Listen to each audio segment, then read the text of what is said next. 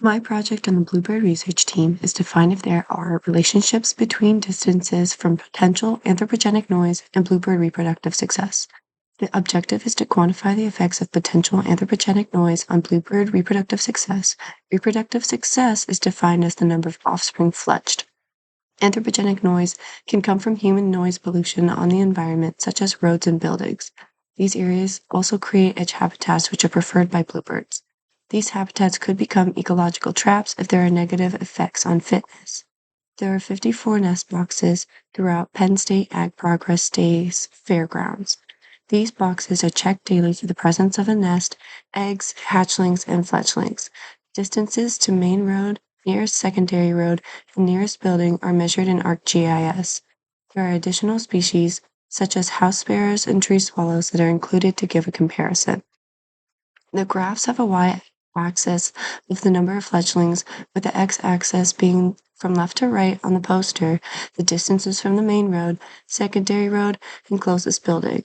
Distributions of both fledglings and distances can be seen on the outside of the graphs. The distributions of fledglings among the species shows that house sparrows have the least amount of success in comparison to bluebirds and tree swallows with their similar average.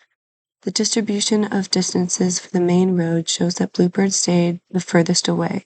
The distribution for secondary roads display all species nesting relatively close. For the closest building distribution, tree swallows stayed the furthest away, and house sparrows stuck to their name by nesting the closest. In conclusion, bluebirds stayed the farthest from the main and secondary road, tree swallows stayed the furthest from buildings, and house sparrows stayed close to all human structures.